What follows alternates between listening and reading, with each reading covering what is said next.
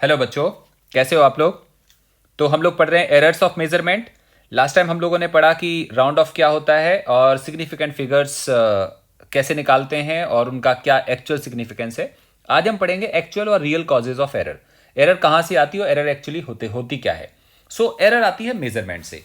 सी, हम किसी भी चीज़ का मेजरमेंट करते हैं तो क्या करते हैं, कंपैरिजन करते हैं। तो जब आप कंपैरिजन करोगे तो क्या होगा, जैसे आप मान के चलो कि हमारे पास ये एक स्टिक है, ये एक स्टिक है और हमने क्या करा, इसको मेजर करने की ट्राई करी। और हम इसको जब मेजर करेंगे तो किसी के साथ कंपैरिजन करेंगे, या तो सेंटीमीटर स्केल के साथ या मीटर स्केल के साथ। जिसके साथ भी हम कंपैरिजन करेंगे तो हमें दो बातें दिखाई देंगी। एक तो दिखाई देगी इसकी ट्रू वैल्यू। ट्रू वैल्यू मतलब जो इसकी सच में वैल्यू है, मतलब the length it possess, the actual length of this rod जितनी भी है, दैट्स कॉल्ड ट्रू वैल्यू। एक वैल्यू आएगी मेजर्ड और एक्सपेरिमेंटल वैल्यू। एक्सपेरिमेंटल वैल्यू, तो हमारे सामने आ गई दो वैल्यूज। ट्रू वैल्यू हमें गिवन होगी, इस रॉड के पास लिखा होगा, कोई आपको बताएगा कि रॉड की एक्चुअल लेंथ कितनी है, और एक आएगी एक्सपेरिमेंटल वैल्यू जो हम एक्चुअली मेजर करेंगे। अगर ये दोनों सेम आएगी, मतलब आप मान के चलो कि true value is equal to experimental value आ जाए, जो कभी पॉसिबल है नहीं है, क्योंकि आप कितना भी अच्छा एक्सपेरिमेंट करोगे कुछ ना कुछ गलतियों के चांसेस तो होंगे। अगर ऐसा हो जाए तो हम क्या बोलेंगे, नो एरर। बस सच क्या है, सच ये है कि ये पॉसिबल है नहीं। हम कितना भी ध्यान रखें, हम एरर को मिनिमाइज तो कर सकते हैं, बट हम कहें कि एरर जीरो हो जाएगी, तो एक्चुअली एरर जीरो नहीं हो सकती। ठीक हो गया। अच्छा, तो एरर फिर होती क्या है। एरर को अगर आपको फॉर्मूले के फॉर्म में डिफाइन करना है तो क्या डिफाइन करोगे, तुम बोलोगे दिस डिफरेंस, या ऐसे बोल सकते, the difference in the true value, और कौन सी वाली वैल्यू, एंड एक्सपेरिमेंटल और measured value. Difference in true value and measured value of a quantity is called, क्या बोलेंगे हम, is called error of any measurement. So अभी हमें क्लियर हुआ एरर बेसिकली क्या है। एरर है किसी भी फिजिकल क्वांटिटी की, that can be mass, can be length, can be time, can be velocity, can be force, can be momentum. वो कोई भी फिजिकल क्वांटिटी हो सकती है, उसकी अपनी एक एक्चुअल वैल्यू होगी और अपनी एक मेजर्ड वैल्यू होगी। जो हमने मेजर करा, अगर हमने एक्चुअल के बराबर मेजर करा तो जीरो एरर है, और उससे डिफरेंट मेजर करा तो उसमें कुछ ना कुछ एरर है। So error can be positive, can be negative. हो सकता है ट्रू वैल्यू ज्यादा हो सकता है एक्सपेरिमेंटल ज्यादा हो, तो उसके हिसाब से पॉजिटिव भी आ सकती है और नेगेटिव भी आ सकती है। तो हम क्या बोल सकते हैं, हम बोल सकते हैं error can be positive as well as negative. हम पॉजिटिव भी ले सकते हैं और नेगेटिव भी ले सकते हैं। तो अगर हम फॉर्मूला लिखें दोबारा से, तो अगर फॉर्मूला लिखते हैं तो हम क्या बोलेंगे, error in a quantity. Error in a quantity क्या चीज होगी, ये होगी ट्रू वैल्यू माइनस, क्या बोलेंगे हम, मेजर्ड वैल्यू। ये चीज आएगा, true value minus measured value. अगर ट्रू वैल्यू ज्यादा होगी तो हम बोल सकते हैं पॉजिटिव एरर आएगी, और ट्रू वैल्यू कम होगी तो बोलेंगे हम नेगेटिव एरर आएगी। ये तो हमें क्लियर हो गया कि यार ट्रू वैल्यू से जो डिफरेंस आएगा वो एरर को बताएगा। डिफरेंस आएगा किन रीजंस की वजह से आएगा, क्योंकि हमने एक्सपेरिमेंट सही से नहीं करा होगा। तो हम क्या बोल सकते हैं, एरर का कॉज क्या है, एरर का कॉज है इम्परफेक्ट एक्सपेरिमेंट। मतलब हमने एक्सपेरिमेंट को परफेक्ट नहीं करा। इम्परफेक्ट एक्सपेरिमेंट के कितने रीजन या कितने कॉजेस हो सकते हैं, वो बेसिकली तीन हो सकते हैं। पहला हो सकता है सिस्टमैटिक एरर। सिस्टमैटिक एरर हो सकता है, मतलब हमने एक्सपेरिमेंट, ये तो क्लियर हो गया एक्सपेरिमेंट अच्छे से नहीं करा, तो भाई क्यों नहीं करा, क्या हुआ, क्या है, ऐसा क्या क्या रीजन हुआ। तो एक रीजन तो हो सकता है सिस्टमैटिक एरर, दूसरा रीजन हो सकता है रैंडम एरर, और तीसरा हो सकता है ग्रॉस एरर। अब एक बच्चा बोला सर मुझे कुछ नहीं समझ आया। मैंने कहा टेंशन मत, तो सब समझाता हूं। हम तीनों बातें समझने की ट्राई करते हैं कि यार ये एरर आई कैसे। हम तो नहीं चाहते थे एरर आए, बट आ गई। तो मैं आपको पहले ब्रॉडली समझाऊं, एरर आने के चांसेस कितने हो सकते हैं? हज़ारों चांसेस हो सकते हैं। हमारा इंस्ट्रूमेंट ख़राब है, प्रेशर बदल गया, टेम्परेचर बदल गया, एयर में ह्यूमिडिटी बढ़ गई, या जिस इंस्ट्रूमेंट को हम यूज़ कर रहे थे वो इंस्ट्रूमेंट ऑलरेडी ख़राब था, इंस्ट्रूमेंट सही था लेकिन हमें रीडिंग लेनी नहीं आती, हमें रीडिंग लेनी आती लेकिन हम गलत एंगल से रीडिंग ले रहे हैं। ऐसे करके कितने सारी रीज़न हो सकते हैं, बहुत सारे हो सकते हैं। हमने कभी रीडिंग ली नहीं, हम फर्स्ट टाइम रीडिंग ले रहे हैं बट हमें देखनी नहीं आती। आपको पता, सबसे पहले मैंने एक बार थर्मोमीटर को देखा था, अभी तो डिजिटल थर्मोमीटर आते हैं, वो मैंने वैसा वाला थर्मोमीटर देखा था जिसमें मर्क्यूरी ऊपर को राइज करती है। वो इतना थिन सा ट्यूब होता है जहाँ पे मर्क्यूरी राइज करती है कि बहुत देर तक मैं देखने की ट्राई कर रहा था मर्क्यूरी कहाँ पे, वो हमें समझ में नहीं आ रही थी कि वो कहाँ पे है। तो जब ऐसे वाले केस में मैं फीवर मेजर करने की ट्राई कर रहा था, पता नहीं चल रहा था कितना है, मैंने तो गलत फीवर देख लिया, क्योंकि वो जो मर्क्यूरी का लेवल था वो था कहीं और, मुझे दिख कहीं और रहा था। तो वो भी एक तरह की एरर है जो मेरे से हुई है। क्यों हुई है? क्योंकि मेरे को एक्सपेरिमेंट करना नहीं आता था। So there can be number of different reasons जिसकी वजह से एरर आती है। तो हम सबसे पहले बात करते हैं सिस्टमैटिक की। सिस्टमैटिक एरर, एक काम करते हैं, मैं बोलूंगा और आप लोग जिन चीजों को मैं लिख नहीं रहा उनको आप नोट्स बनाते रहेंगे। सिस्टमैटिक एरर किस वजह से होती है? सिस्टमैटिक एरर के कारण बहुत सारे हैं लेकिन ये नोन होती है, हमें रीजन पता होता है कि सिस्टमैटिक कहां से आया। मतलब सिस्टमैटिक एरर के होने के रीजन हमें पता होते हैं। तो हम ऐसा ऐसा कह सकते हैं, systematic errors are those errors which occur according to definite pattern। definite pattern का मतलब definite causes, definite reasons होते हैं जिसकी वजह से systematic error होती है। हम कह सकते हैं the cause of this error is known। मतलब इसका कॉज हमें मालूम होता है, इसलिए हम क्या कर सकते हैं, तो हम कह सकते हैं therefore, हम ऐसे बोल सकते हैं therefore such errors can be minimized। हम इनको कम कर सकते हैं, क्योंकि जिस चीज के बारे में आपको पता चल गया, जिस चीज के बारे में आपको मालूम चल गया, उस चीज को तो हम बड़े आराम से कम करा सकते हैं। मतलब इसके कॉज हमें मालूम है तो हम इस वाली एरर को कम करा सकते हैं। अब आप बोलोगे सर कॉज का मतलब क्या है, हमें कैसे मालूम होंगे कॉज? तो सिस्टमैटिक एरर की कुछ कैटेगरी है। सिस्टमैटिक एरर की कुछ कैटेगरी है जिसमें से एक है इंस्ट्रूमेंटल एरर। सिस्टमैटिक एरर के अंडर आते हैं बहुत सारे पॉइंट के। सिस्टमैटिक एरर का मतलब क्या हुआ? एक है इंस्ट्रूमेंटल एरर। अब ये इंस्ट्रूमेंटल एरर क्या है? ये है इंस्ट्रूमेंट के डिफेक्ट की वजह से जो एरर आती है उसको हम बोलते हैं इंस्ट्रूमेंटल एरर। मैं बोलते जाऊंगा, आप नोट्स अपने हिसाब से बनाते जाना। इंस्ट्रूमेंटल एरर का मतलब वो आप लिख सकते हैं, this error occurs due to defected instruments. Instrument में किसी तरह का फॉल्ट आ गया जिसकी वजह से ये होता है। जैसे आप मान के चलो कि मैं एक आपको एग्जांपल देता हूं। हम एक मीटर स्टिक ले लेते हैं, मीटर स्टिक लेते हैं ऐसे, this is let's say 1 metre. अगर गलती से इसमें जो मार्क बने होते हैं ना, ये मार्क बने होते हैं, अगर इनकी प्लेसिंग गलती से बनाते टाइम गलत गलत हो जाए, मतलब ये ऐसे हो जाए, कुछ ऐसे ऐसे कुछ हो जाए, मतलब हर मार्क के बीच का गैप सेम नहीं है, तो जब हम रीडिंग लेंगे तो वो रीडिंग सही नहीं आएगी। ऐसी वाली, ये कौन सी वाली एरर है? इंस्ट्रूमेंटल एरर है। दूसरा हो सकता है टेम्परेचर के बढ़ने से ये मीटर स्टिक थोड़ी सी टेढ़ी हो जाए, बेंड हो जाए ऐसे। अब जब बैंड होगी तो जब भी हम कोई लेंथ मेजर करेंगे तो एक्चुअली वो लेंथ टोटल नहीं आएगी। जब हम कोई भी लेंथ मेजर करेंगे तो वो लेंथ आएगी इस एंड से इस एंड तक की। सच में आनी कौन सी चाहिए थी? सच में आनी चाहिए थी ये वाली लेंथ की 1 मीटर, तो ये है ना, this is 1 metre, but when we measure length comes out this, और वो एक्चुअल नहीं आएगी, एक्चुअल से डिफरेंट आएगी। ये सारी की सारी एरर कौन सी है?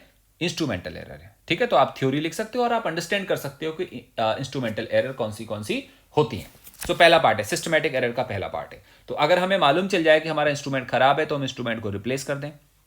अगर हम इंस्ट्रूमेंट को रिप्लेस कर देंगे तो एरर क्या हो जाएगी? लिखा है ना मैंने, ये वाली एरर क्या कर सकते हैं हम? मिनिमाइज कर सकते हैं। ठीक हो गया?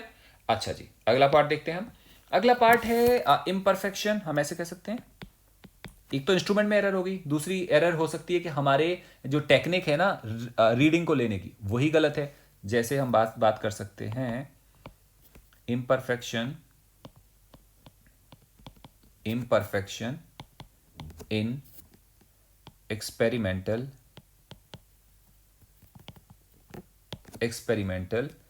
प्रोसीजर।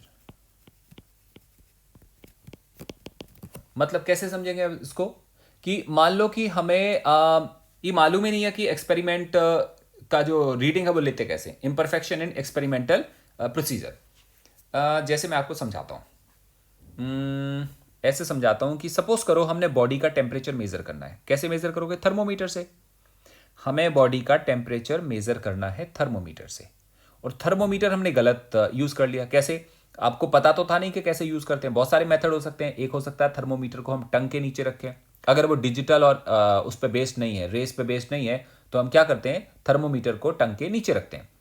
टंग के नीचे रख सकते हैं तो बॉडी का इंटरनल टेम्परेचर आता है। हो सकता है हमने आर्म पेट के पास रखा तो बॉडी का आउटर टेम्परेचर आ सकता है। हो सकता है हमने उसको फोर हेड पे टच कराया, डिफरेंट टेम्परेचर आएगा। हो सकता है हमने थर्मोमीटर को फिंगर के टिप पे टच करा के बहुत देर तक रखा और सोचा कि पता चल जाएगा कि बॉडी का कितना टेम्परेचर है, वो बिल्कुल गलत रीडिंग आएगी। तो हम कर क्या रहे हैं, हमारे पास थर्मोमीटर बहुत अच्छा है, जिस बॉडी का टेम्परेचर मेजर करना है वो भी तुम्हारे सामने है, बट तुम्हारी टेक्निक सही नहीं है, तो रीडिंग कैसी आएगी? रीडिंग सही आएगी कि रीडिंग गलत आएगी? रीडिंग गलत आएगी। तो ये अगर हमें ये पता चल जाए, कोई हमसे बोल दे कि तुम रीडिंग को गलत एडॉप्ट कर रहे हो, तो क्या हो जाएगा, हम इस वाली चीज को मिनिमाइज कर सकते हैं। लिखा है ना सिस्टमेटिक एरर नोन होती हैं, तो अब अगर तुम्हें मालूम चल जाए कि तुम गलत टेक्निक यूज कर रहे हो, टेम्परेचर ऐसे मेजर नहीं करते, तो हम इसको मिनिमाइज कर सकते हैं।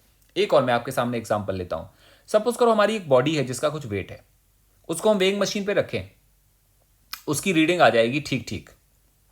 लेकिन अगर उसी बॉडी को हम पानी के अंदर वेइंग मशीन रखें, फिर उसके ऊपर बॉडी को रखें और फिर वेइंग मशीन में रीडिंग निकालें, तो रीडिंग सही नहीं आएगी। कारण है, पानी में ग्रेविटी तो नीचे काम करती है, साथ साथ में बॉयंसी कहां लगता है? ऊपर लगता है। बॉयंसी के लगने की वजह से जो रीडिंग आएगी वो एक्चुअल नहीं आएगी। तुम्हें लगेगा वो एक्चुअल आ रही, बट वो डिफरेंट आएगी। इसका मतलब तुम्हारा जो प्रोसीजर है मेजर करने का वो सही है कि गलत है? वो गलत है। इसका मतलब सिस्टमैटिक एरर किसकी वजह से हो सकती है? जो तुम्हारे एक्सपेरिमेंट करने का तरीका है वो अगर सही नहीं होगा तो आपको दो पार्ट समझ आ गए सिस्टमैटिक एरर के। मैं आपको तीसरा पार्ट दिखाता हूं। तीसरा पार्ट हो सकता है पर्सनल एरर।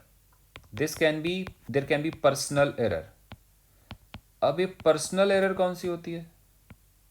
क्या हम चाहते हैं कि हम गलती करें? हम चाहते तो नहीं है, बट गलती हो जाती है ड्यू टू एनी रीजन। जैसे मैं आपको बताऊं कि आप एक ऑब्जर्वेशन कर रहे हो। मैं आपको दिखाता हूं। एक ट्यूब हो, ये ट्यूब है, ग्लास की ट्यूब है, और इसमें पानी भरा है। जब पानी को ध्यान से देखोगे तो पानी में मिनिस्कस बनता है, ऐसा ऐसा बनता है थोड़ा सा, है ना, जो नीचे को जाता है उसको मिनिस्कस कहते हैं। अब हमारे पास दो प्रोसीजर हैं। अगर तुम पानी को ऊपर से देखोगे ना तो पानी यहां दिखाई देगा, इस लेवल पे दिखेगा, क्योंकि जो मार्क होगा वो यहां पे टच होगा। बट एक्चुअली मेजर कहां से करना है? हमने मेजर यहां से करना है, इस जगह से, क्योंकि ऊपर तो पानी थोड़ा सा राइज होगा, बाकी सारा पानी कहां पे है? सारा पानी तो इस वाले लेवल के नीचे नीचे लाई कर रहा है। तो अगर कोई तुमसे बोले कि इस वाली ट्यूब में वॉल्यूम कितना है, तो एक्चुअली तुम्हें मेजर कहां से करना चाहिए? मिनिस्कस के बॉटम से मेजर करना चाहिए। बट हम मेजर कहां से कर रहे होते हैं? इन जनरल टॉप से मेजर कर रहे होते हैं। और तुम जब मिनिस्कस के बॉटम से मेजर करोगे तब भी हल्की सी एरर तो फिर भी आएगी, लेकिन फिर भी हम एरर को कम कर सकते हैं। लेकिन अगर हम यहां से मेजर करेंगे तो एरर आने के चांसेस काफी ज्यादा बढ़ जाते हैं। ये कौन सी वाली एरर है? ये पर्सनल एरर है। एक चीज, दूसरी चीज आपने देखा होगा कि अगर हमारे सामने कोई मार्क बना हो, हमारे सामने एक वॉल पे, लेट से यहां पे कोई मार्क बना हुआ है, यहां मार्क बना है। अगर हम इस मार्क को दोनों आंखों से देखेंगे तो हमें ये किसी पर्टिकुलर पोजीशन पे दिखाई देगा। बट अगर हमें लेफ्ट आई को बंद करके राइट आई से देखा तो हमें लगेगा जैसे वो हल्का सा पैरालेक्स हो गया हो। तो हल्का सा पैरालेक्स होगा तो एक्चुअल जो उसकी एक्चुअल लोकेशन होनी चाहिए हमें वहां नहीं दिखाई देगी, हल्की सी शिफ्टेड दिखाई देगी। तो ये कौन सी वाली एरर है? ये पर्सनल एरर है। सो सिस्टमैटिक एरर के बहुत सारे अलग अलग टाइप हैं, जिसमें से एक पर्सनल एरर है। एक और रीजन हो सकता है सिस्टमैटिक एरर होने का, वो हो सकता है error due to external causes. External causes या एक्सटर्नल रीजन की वजह से भी एरर हो सकती है। मैं आपको एक एग्जांपल देता हूं अच्छा सा। जैसे मान लो तुमने यहां पे एक स्पीकर लगाया हो जिसमें से साउंड निकलेगा, और तुमने यहां पे एक डिटेक्टर लगाया हो। डिटेक्टर समझते हो? जो साउंड को क्या करेगा? डिटेक्ट करेगा। अब तुम्हें निकालनी है साउंड की स्पीड। तुम्हें यहां से लेके यहां तक का डिस्टेंस पता होगा, दिस इज गिवन, ये तुम्हें पता है बेटा, ये तुम्हें मालूम है। तुम क्या करोगे? तुम्हारे पास एक डिजिटल वॉच होगी। डिजिटल वॉच ऐसी होगी कि जब तुम इस वाले स्पीकर में साउंड जनरेट करोगे, जैसे तुमने वॉच को क्लिक करा, साउंड यहां से निकलेगा। और वॉच तब तक चलती रहेगी जब तक साउंड यहां नहीं पहुंचता। ठीक है, एक्सपेरिमेंट के उसमें नहीं पढ़ना हमने, क्योंकि आजकल तो एडवांसमेंट बहुत हो गया है कि हम कैसे करते हैं। बट आप मान के चलो कि हम एक हाइपोथेटिकल बात कर रहे हैं कि जब इस स्पीकर में से साउंड निकलेगा तब हमारी वॉच ऑन हो जाएगी, जब साउंड यहां पहुंचेगा तो हमारी वॉच ऑफ हो जाएगी। जब ऐसा होगा तो हमें टाइम पता चल जाएगा। टाइम पता चल गया। तो किसी ने बोला साउंड की स्पीड बताओ, तो तुम बोलो सर पता चल गया, साउंड ने डिस्टेंस ट्रेवल करा जो हमें पता है, टाइम कितना लिया वो हमें मालूम है, और हम स्पीड निकाल पाएंगे। ये तो ठीक था, लेकिन अगर गलती से एयर ब्लो होनी शुरू हो गई, ध्यान से समझो, अगर इस पर्टिकुलर जगह पे इस डायरेक्शन में एयर ब्लो शुरू हो गई, इधर एयर जा रही है, अगर एयर ब्लो स्टार्ट हो गई तो अब जो टाइम आएगा वो कम आएगा। कारण है साउंड एयर में चलता है और एयर खुद ब्लो हो रही है, तो डिटेक्टर के पास पहुंचने का टाइम पहले के कंपैरिजन में क्या हो जाएगा, कम हो जाएगा। तो एक्चुअल रीडिंग नहीं आएगी हमारे पास, जो रीडिंग आएगी वो हम क्या समझेंगे वही एक्चुअल है, बट वो एक्चुअल नहीं होगी। अगर ये एयर उल्टे डायरेक्शन में ब्लो होने लगे तो टाइम पहले के कंपैरिजन में ज्यादा आएगा। इसका मतलब हमने क्या देखा, यहां पे क्या लिखा हुआ है हेडिंग में, यहां लिखा हुआ है error due to external causes. हमारा इंस्ट्रूमेंट बहुत अच्छा है, वो इंसान जो मेजर कर रहा है वो भी पूरी तरह से अच्छे से मेजर कर रहा है, इसका मतलब इंस्ट्रूमेंट में कोई एरर नहीं है, और हमारा एपरेटस बिल्कुल ख़राब नहीं है, और हमारा जो इंसान मेजर कर रहा है उसमें कोई पर्सनल एरर भी नहीं है, कुछ भी नहीं है। उसके बाद भी एक्सटर्नल कॉजेस की वजह से हमारे सिस्टम में एरर जनरेट हो जाती है। ये है error due to external causes. Last point इसमें आता है least count error. Least count error, अब लीस्ट काउंट एरर का क्या मतलब है। सपोज करो हम किसी चीज की लेंथ को मीटर स्केल से मेजर करें। मीटर स्केल आपने देखा होगा, ये मीटर स्केल है, इसमें कितने मार्क बने होते हैं, यहां लिखा होता है 0 और यहां लिखा होता है 100। 100 क्या, सेंटीमीटर। मतलब तो इनके बीच के जो मार्क होंगे इनको हम 1 और 2 बोलेंगे, ऐसे होता है ना। ये 1 सेंटीमीटर, 2, 3, 4। एक और बात बताऊं, अगर तुम इसको जूम करके बाहर देखोगे, जूम करके बाहर देखोगे तो तुम्हें क्या मिलेगा, 2, तुम्हें मिलेगा 3, और इसके बीच में ना 10 मार्क होते हैं, और ऐसे 1, 2, 3, 4, 5, 6, 7, 8, 9 और 10 हो गया। और इन वाले मार्क को, जो ये गैप है ना, इसको बोलते हैं मिलीमीटर, दिस कॉल्ड मिलीमीटर। 2 और 3 के बीच को के गैप को हम क्या बोलते हैं, सेंटीमीटर, और इनके बीच का जो फर्दर 2 मार्क के बीच का गैप होता है दैट्स कॉल्ड मिलीमीटर। ठीक हो गया, 1 मिलीमीटर बोल सकते हैं, या फिर हम इसको बोल सकते हैं 1/10 सेंटीमीटर। इसका मतलब हमारा स्केल, ये वाला स्केल कहां तक मेजर कर सकता है, अगर किसी चीज की लेंथ 2 सेंटीमीटर 3 सेंटीमीटर हो तब भी मेजर कर पाएगा, अगर इसकी लेंथ 1 मिलीमीटर 2 मिलीमीटर हो तब भी मेजर कर पाएगा, 10 सेंटीमीटर 5 मिलीमीटर हो, 10 सेंटीमीटर 5 मिलीमीटर हो तब भी ये मेजर कर पाएगा। इसलिए कर पाएगा क्योंकि ये मिलीमीटर कम से कम मेजर तो कर ही सकता है। इस चीज को हम क्या बोलते हैं, लीस्ट काउंट, है ना। लीस्ट मतलब कम से कम काउंट, कम से कम मेजरमेंट क्या कर सकता है, 1 मिलीमीटर। तो इस वाले इंस्ट्रूमेंट की जो लीस्ट काउंट होगी वो क्या बोलेंगे हम, 1 मिलीमीटर तक होगी। मतलब ये 10 सेंटीमीटर 5 मिलीमीटर इसको मेजर कर सकता है। कोई बोले 11 सेंटीमीटर 9 मिलीमीटर इसको मेजर कर सकता है। कोई बोले सर 85 सेंटीमीटर 2 मिलीमीटर, किसी चीज़ की एक रॉड की लेंथ इतनी हो ये मेज़र कर पाएगा, इतनी हो ये मेज़र कर पाएगा, इतनी हो ये मेज़र कर पाएगा, और वो करेक्टली करेगा। लेकिन अगर किसी रॉड की लेंथ होगी 9 सेंटीमीटर 1.25 मिलीमीटर, इसको ये मेज़र नहीं कर पाएगा। कारण क्योंकि ये कम से कम मिलीमीटर मेज़र कर सकता है, मिलीमीटर के बाद ये उससे भी छोटी वैल्यू को मेज़र, हम अंदाज़ा तो लगा सकते हैं कि इसकी वैल्यू इतनी होगी, बट एग्जैक्ट मेज़र नहीं कर सकता। ऐसी वाली एरर को हम बोलते हैं लीस्ट काउंट एरर।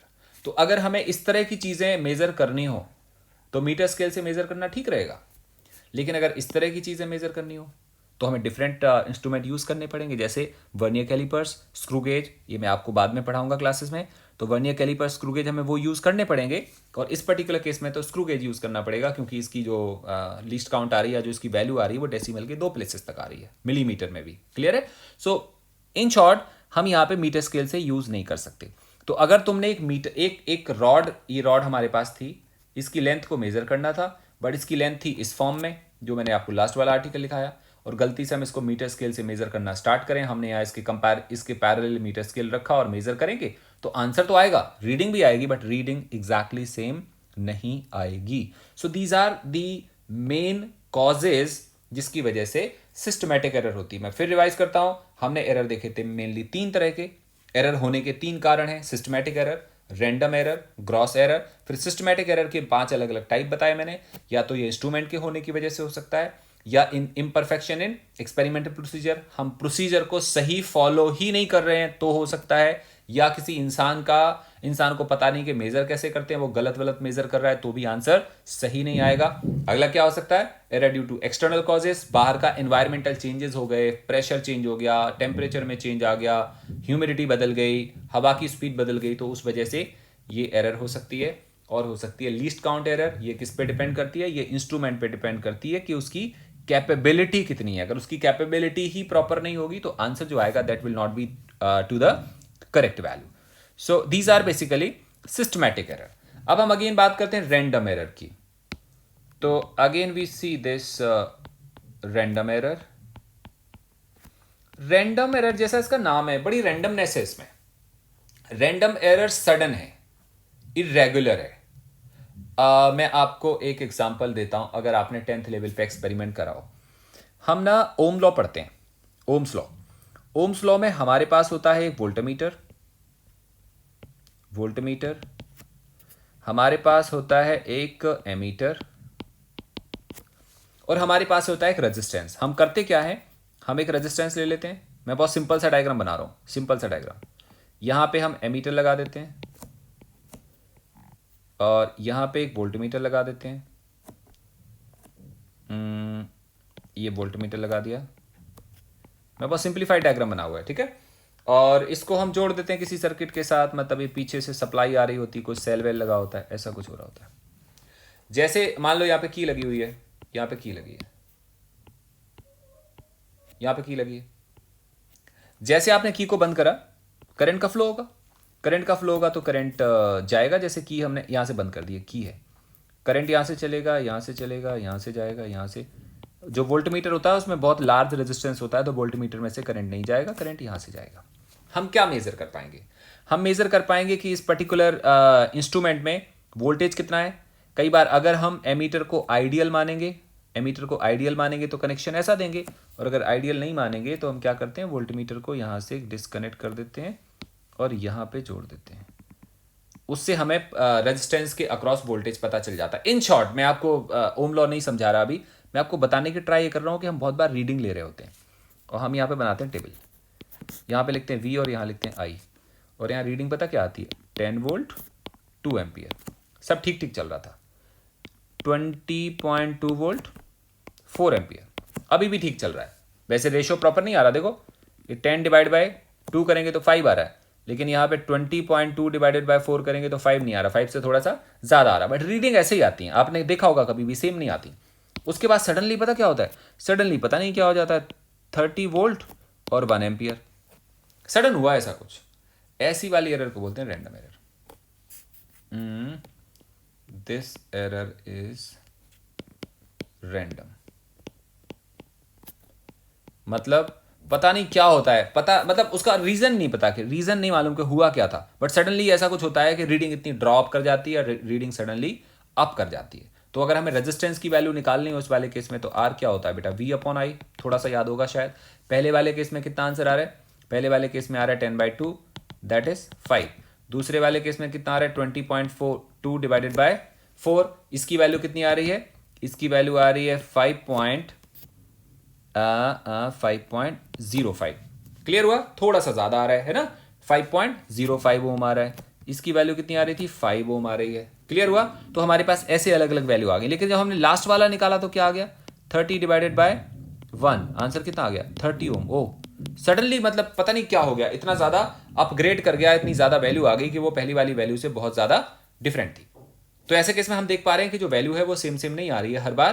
मतलब पहले तो ठीक ठीक आ रही थी, सडनली एक केस में सडनली वैल्यू जंप कर गई। So this kind of jumping is called randomness और रैंडम एरर।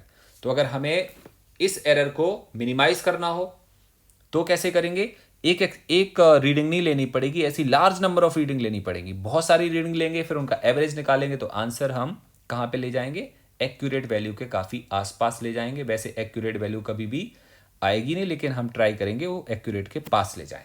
तो मैं थोड़ा सा लिखवा देता हूं, दी random errors are the errors which occur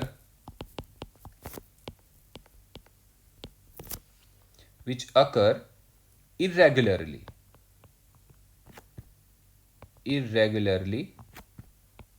due to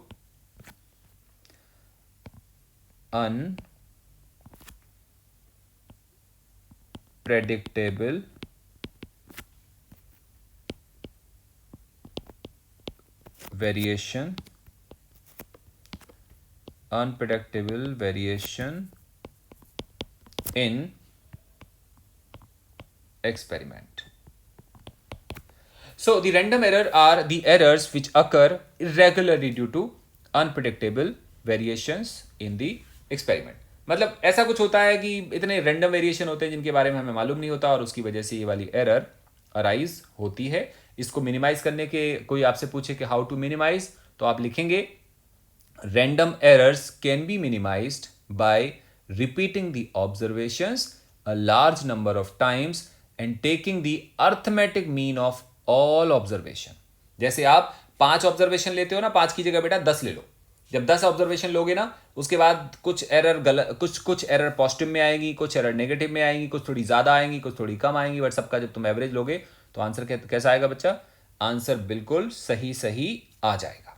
ये था random error. And last error है ग्रॉस एरर। ग्रॉस एरर, तो ग्रॉस एरर बेसिकली क्या है? ग्रॉस एरर है कि हम मैं आपको बताता हूं बेसिकली क्या क्या हो सकती हैं। These errors arise on account of carelessness of observer. मतलब हम कह सकते हैं ड्यू टू केयरलेसनेस, ऐसे लिख देते हैं, ड्यू टू केयरलेसनेस। ये आप ऐसे मान लो, जैसे हम कोई इंस्ट्रूमेंट है उसको हम प्रॉपर पढ़ नहीं रहे, मतलब ना तो हम उसके इंस्ट्रक्शन पढ़ रहे, इसको कैसे यूज करना है, कितने वोल्ट पे यूज करना है, पावर सप्लाई कितनी प्रोवाइड करनी, कितनी प्रोवाइड नहीं करनी, और हम इंस्ट्रूमेंट को यूज करना शुरू कर देते हैं, तो एरर आएगी।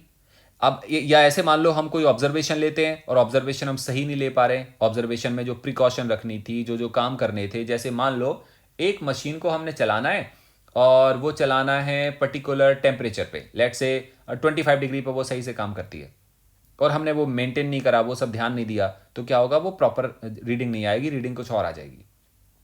हम जो ऑब्जर्वेशन करते हैं उनको जब रिकॉर्ड कर रहे होते हैं, उनको देख रहे होते हैं, उनको प्रॉपर तरीके से नहीं देख रहे हैं, हम कुछ और कर दे रहे हैं, ऐसा कुछ करेंगे तो एरर कौन सी आ जाएंगी, ग्रॉस एरर आ जाएंगी। आपको समझ में आ गया? मतलब इन शॉर्ट एक लाइन में समझाया जाए कि कौन सी वाली एरर है, तो ये होती है ड्यू टू केयरलेसनेस। हमें जिन चीज़ों के बारे में बहुत कॉशियस होना चाहिए, अगर हम कॉशियस नहीं होते हैं ड्यू टू एनी रीज़न, तो ग्रॉस एरर जनरेट होती हैं। इन सारी चीज़ों की वजह से हमारे सिस्टम में या हमारे मेजरमेंट में एरर आती है।